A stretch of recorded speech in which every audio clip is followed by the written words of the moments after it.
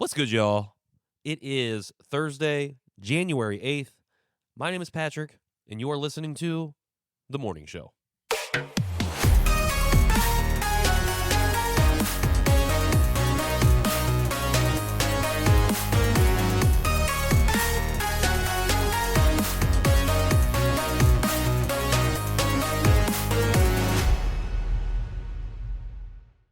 Today, I am on the campus of the University of Indianapolis to have a conversation with Dr. Douglas Woodwell.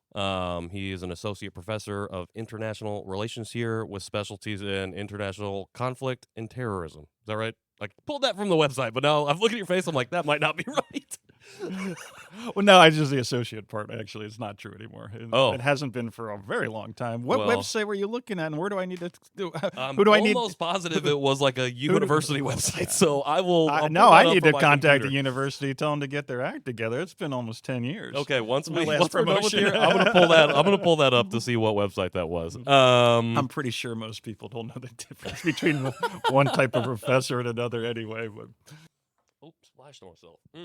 All right, so if you've been listening to the show for the last week and a half, 2 weeks or so, I have mentioned this ongoing situation that we've had in Venezuela, and you all know that I can provide facts, but I'm not necessarily the expert in this conversation. So I wanted to be able to have that conversation with said expert and really just try to clear up some things that are happening, understand the timeline of it all, and figure out why this may or may not be important for us to be paying attention to right now. So, Dr. Woodwell, thank you so much for joining me. nice to be here. So, like I said, I've talked about it a couple times on the show already, but I was wondering if you could give us just a quick rundown of the timeline that's kind of brought us here in regards to the U.S. and Venezuela. How far back are we going here? However far back you think is relevant. I think, so I recently talked about how at the beginning of the year, when Trump was, after the inauguration, just immediately, kind of in like his first term, ramped up the inflammatory rhetoric. This time a lot about drugs and drugs coming into the country. So maybe just in this last year, 12-month time frame. Well, no, I think you said it pretty well. It's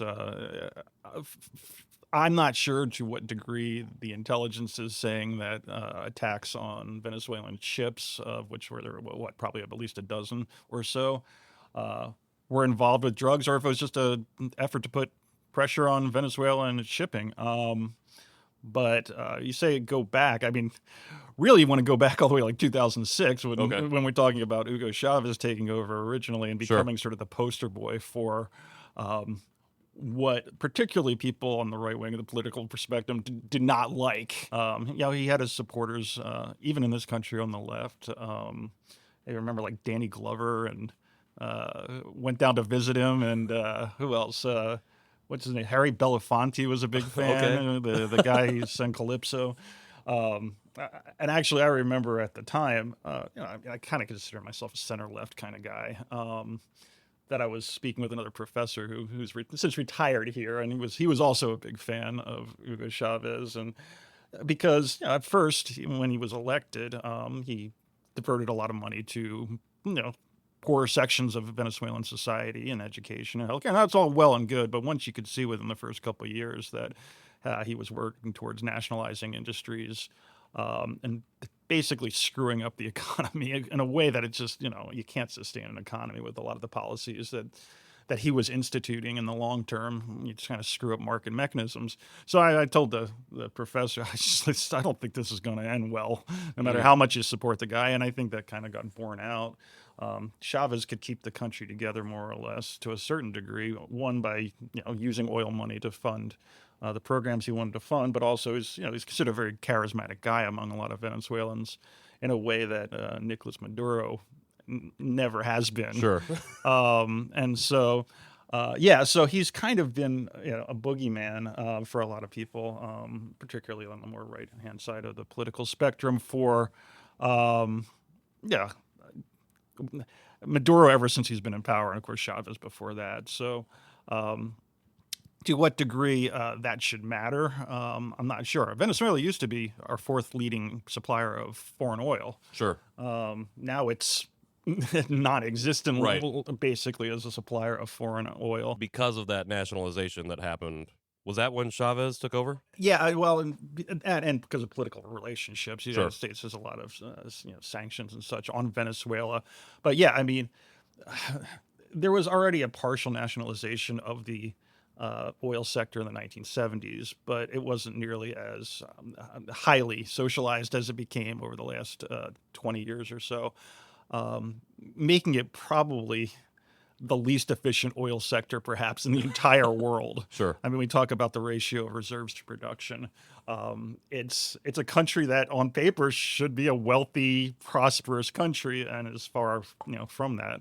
In the same way that like a country like the Congo has a massive amount of resources, and just if you don't utilize them well, then it can actually have really bad outcomes involving repression and people, political leaders staying in power because they have this oil money at their disposal, Sure. but they're just not using it well. So Hope that wasn't too far back or too secure. not at all. It's a perfect segue because resources is one of the main things that I feel like this is kind of all about. Maybe it's not all about it, but I think it seems to be a major component. At least from my outside perspective, watching press conferences, watching the president talk about it. I think somebody said he mentioned oil like 20 times in his last press conference. But this initially began in this past year. Like the initial escalation was the capture or at least the blockage of oil being shipped out of the country, correct? I mean, I think it's part and parcel of this, Okay. but I think honestly for Trump, originally probably the biggest issue or had to do with immigration and the large number of Venezuelan refugees who are understandably headed north Sure. in the context of all the sort of the chaos and stagnation at best, I guess, that's occurring in the country. Does the immigration piece though, is that more of like the smoke to cover the quote unquote fire of like, we want your oil? Well, I mean, like you said, President Trump hasn't exactly been covering that fact unless Sure. unless he's just. I mean, I don't think it's the case, but he could just be sending a political message that he thinks is going to resonate with people in terms of, well, this will make us wealthier. It kind of reminded me a little bit of during the Iraq invasion. Or was it the Gulf War? I don't know. I'm old. They get mixed up in my head. But Sure. one of the top officials I think it was actually the Gulf War. One of the top officials at the time sent this political message out that was just so ham-fisted, where he's like, well, what this means to American is jobs, jobs, jobs. And everybody was like, I don't think you even believe what you're saying now. Sure. When it comes to oil, in an economic sense, I don't think it's much of a factor at all, just in the sense that what do you think is going to happen? You're going to stick a straw in the ground and start sucking it out? It's a long-term process. Yeah. Even, first of all, the Venezuelan government hasn't fallen. But Right. second of all, even if that were in the cards, you wouldn't see anything in the near term, other than maybe a few, stock market bumps anticipating, Sure. future profits of oil companies. But to actually redesign, revamp, renew the Venezuelan oil industry would be, a project over decades, not over, any sort Yeah. of short term. So, again, there might be a belief somehow that's going to, lead to more prosperity among Americans, but I just don't see that could be anything more than a blip in any sort of conceivable future. Now, that being said, oil in general in politics has other effects other than economic, right? And Sure. I think part of this too, there's certainly a degree of animosity in the Trump administration towards China, right? Right. And Who have deals at least or dealings yeah, with Venezuela? basically, when Chavez was in charge, right, he was running up the tab on. He might have had oil money, but he was also borrowing a lot, and a lot of that money was coming from China. And what essentially is going on now is that Venezuelan exports are largely going to China to basically pay off and sustain that debt from the social programs that were unaffordable, 15 years ago. Yeah. And so, it does put China a little bit of behind, in the sense that it puts at risk, their ability to reclaim payments from Venezuela. Yeah. I imagine that might have been presented as part of the equation, and perhaps rung a few bells in the leadership's head in terms Sure. of being a secondary reason to do this kind of thing. But at the end of the day, I think trying to unravel some sort of grand strategy that the administration has in mind is kind of hopeless. Sure. Well, I was gonna say, like, he has said right after this happened, they're like, we're gonna stay, we're gonna run the country, and then you've heard mixed messages from people in the administration about who is gonna be there, what the responsibilities are. Like you said, if we're gonna do something like that, this is a decades long process. We ostensibly we're talking. I've heard the word regime change a lot in the last couple of days, which is not what has happened because Delcy Rodriguez, the VP, is still in charge. I'm wondering. You talked about the Gulf War. You talked about Iraq. Like, what are as someone who studies international conflict, is an expert in this, and being like aware and alive during these previous conflicts where we've kind of went in and destabilized, I would say. Um, would you say like those are like, is this seem similar to those things? Like from your perspective as somebody who's been in this, were you surprised that this happened? And if so, like, what was your like initial reaction to this going down, and like what your thought was of like where is this going to go? Like what's the, like you said, the rationale is impossible to figure out, but like Yeah, I mean, I have no idea where it's going to go, in the sense that I think what I think what the administration would like the most, and it's a heck of a gamble, is for it to create sort of a space for basically an uprising against the central authority in mm, Venezuela. And sort of the same thing that people have been kind of banking on in another hotspot of the week, Iran, for a long time, and the sure, idea that if we screw with them enough, that's going to essentially provide a signal to those who might work to protest, or even more so, or even use violence to overthrow the Venezuelan government. That's the hope, I think. I mean, that's the gold star. That's what they would like to see happen. okay, But it hasn't yet. I mean, and it's only been a few days. sure, So if that were to happen, um, you're right. What's the outcome going to look like? Could it be somebody who was, took a even more sort of repressive hand than sure, Maduro, who was willing to essentially mow down people in the streets? I mean, that's an outcome that could happen too. It's not all Jeffersonian Democrats in the wing necessarily would take over. Could it be a sustained sort of conflict that would last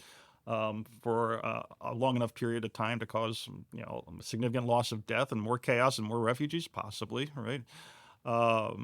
But again, we're already two steps beyond what probably will happen, which is not that, honestly, in my sure. opinion. I think what you're more likely to see is very little happen. Honestly, I don't. Okay. I don't. You think the play has kind of already been played, and now it's like we're on to the next thing, kind of? Yeah, I mean, I think to a certain degree, this is a story of a week. Now that might go down really badly in a month's time, but as predictions often do. But I don't, like I said, I mean, I mentioned earlier. I mean, I think compared to the situation in Iran, that this is something that's just going to kind of come and go, Yeah, and you'll see it. Yeah, I mean, the trial of Maduro and his wife will make news every once in a while, but I would say that the large majority of people don't remember something that was a lot more substantial, the Panama invasion in okay, 1989. But how many people in the street even remember sure, that happened?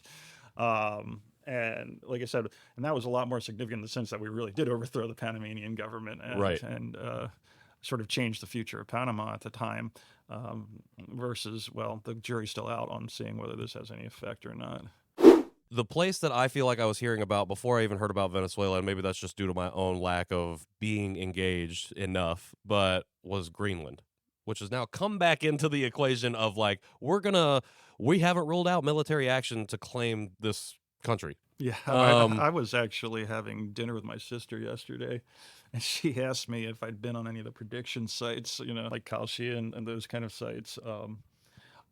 Which I did actually fill around with, back in the days before the sort of the floodgates were open, and sure, they were for research purposes, right? And you can make a little right. bit of money, but and it was kind of fun. But not that I'm advocating gambling, but they, traditionally they haven't been a bad way of sort of taking the pulse of what might happen. And so she said, what do you think, the odds of some sort of military intervention in Greenland are? And, you know, and she asked me if I looked at the betting sites. I said I hadn't, but I probably gave it, 6 to 1 or something like that. Okay.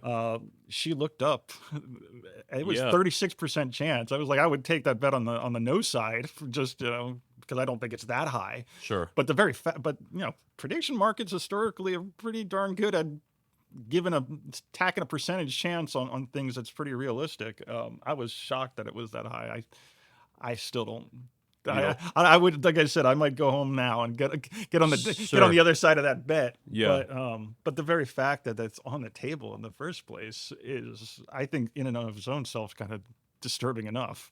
Yeah. Like, so I've read, and again, not as well versed as I probably need to be, but I've read like Greenland is meant allegedly to be a strategic, like, military point. Is that the reason that we want to go in there and take it and claim it? Or I think so. I mean, there it is, and that's good. It's a good argument, except sure, Denmark as part of NATO is also incredibly strategically important too. Sure.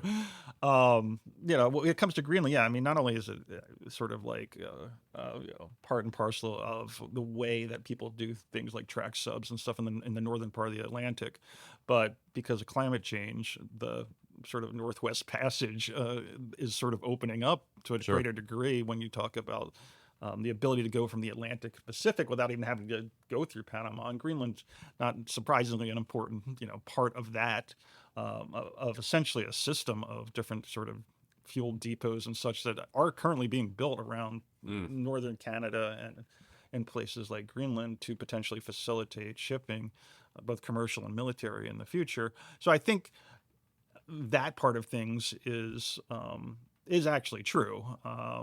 Although, again, I mean,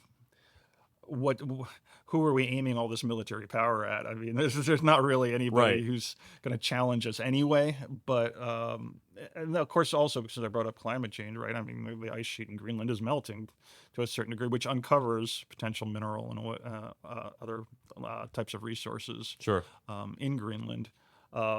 That I have honestly no idea whether they're like rare earth. I think they have a significant reserve of rare earth metals up there, but I'm not really positive. But I think so. I mean, I think in theory, Greenland is pretty darn strategically important, but it's on our side as it is, right? Right.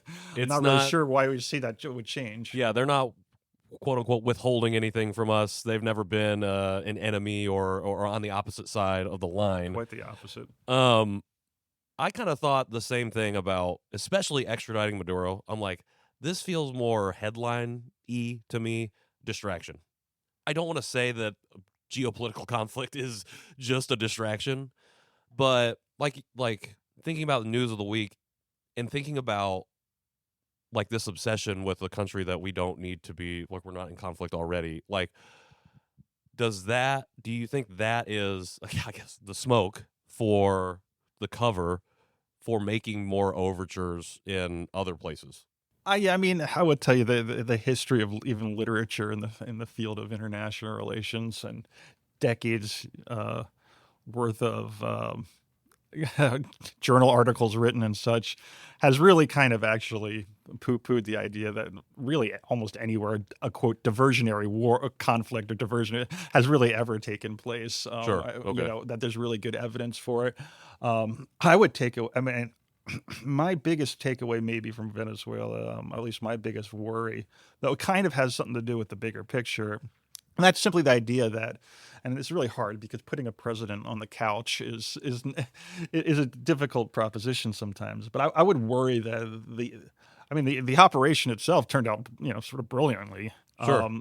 Does that give a sense of overconfidence for this kind of operation in the future? Sure. Operations that might not end up so well. I mean, President Trump already cited sort of tooting his own horn that he wasn't Jimmy Carter because he learned about He probably remembers. I'm showing my political stripes a little when I use terms like that. But yeah, I mean, when he basically cited the botched hostage raid by Jimmy Carter, and that raid, in a sense, it had some of the same sort of elements of it, but the problem, and even when they planned the raid originally under the Jimmy Carter administration, they themselves were using bad analogies from the past that were mismatched to the current situation. And so what I would worry about would be sort of a viewpoint among the higher ups making these decisions,